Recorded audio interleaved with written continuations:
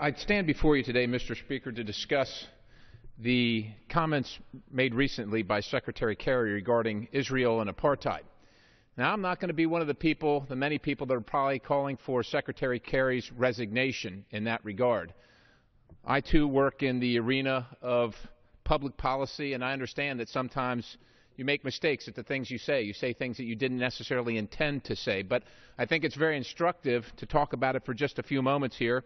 And I want to remind everybody that Israel first fought a war of independence in 1948 and 1949, and then fought again in 1967 on the Six-Day War, and then again in 1973 with the Yom Kippur War.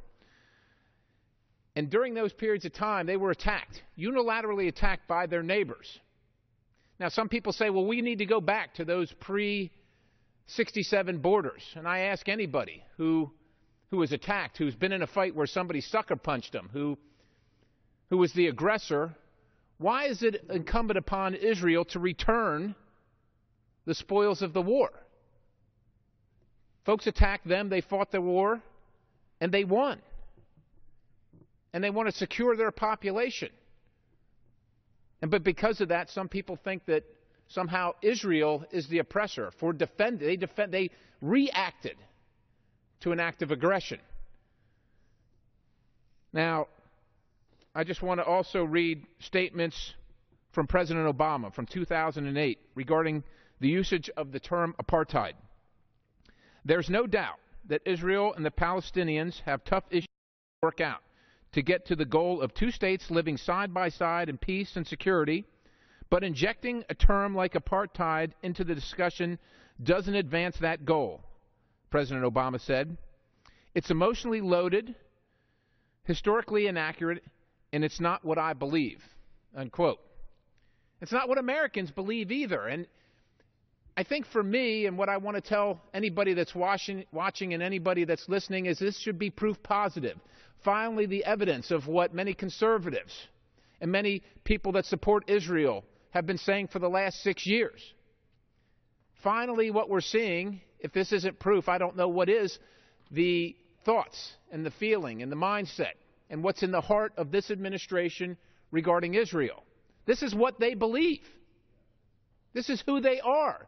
And if you support Israel as the only ally in that part of the only true ally for America in that part of the world, if that's who you support, then you must recognize this for what it is, Mr. Speaker. It is an abandoning. It is not only an abandoning of our ally, our great ally and our true friend, but it is a castigation of who they are. You know, when we think about what apartheid is,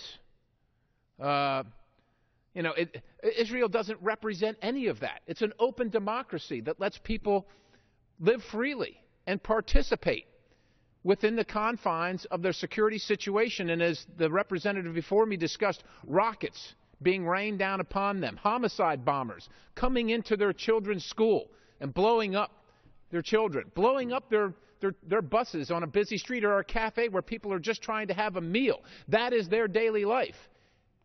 And we're supposed to castigate them for defending their nation, for their leaders defending their nation against that? And that is somehow apartheid? The physical, racial, financial, the spiritual and emotional oppression for the sake of race, that is apartheid. That is not what Israel's doing. That's not what Israel's about. That's not what Israel has done. Israel has tried to live peaceably in that region of the world among its neighbors. It has fought to exist. It fights every day to exist. So for the Secretary of State to say that, to use that term in describing who Israel is, what they are as a people, what they are as a government, it's not only reprehensible, it, in my mind, truly defines. It very clearly illustrates what this administration believes. And so, if you are a supporter of Israel, if you are a supporter of the only ally, the true ally of the United States in that region of the world, it is time for you to take stock. If you have been a supporter of this administration, it is time for you to take stock in that support. Is it justified? is it realistic? Is it what you really believe? Because if you believe what this administration believes, then you believe that the only answer is for Israel to continue to give of itself to its neighbors who hate it, who are continually trying to destroy it, who refuse after all these years.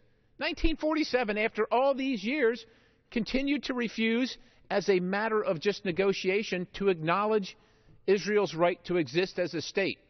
I mean, how much longer will it take, Mr. Speaker? How many more years until these other organizations, the taxpayers, the United States taxpayers fund the Palestinian Authority and their effort to pay stipends to prisoners who blow up Israelis, who blow them up. It's seen as their job. It's like a paycheck. If you go to, you get paid for doing, and the more heinous it is, the more you get paid.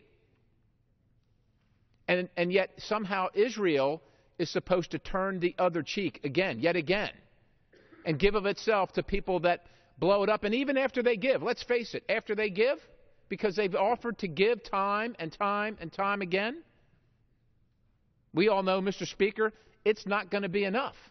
Because the people that call Jews and Israel descendants of apes and dogs and pigs,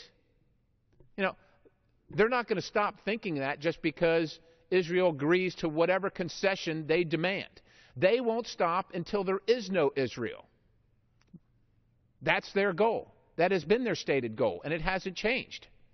So with that, Mr. Speaker, I just want to again highlight to anybody that has supported this administration because of their support for Israel. See what it is. Look it in the face. It has shown itself finally for what it truly is. It is not support of Israel. It is support of a political agenda that makes Israel continue to bleed.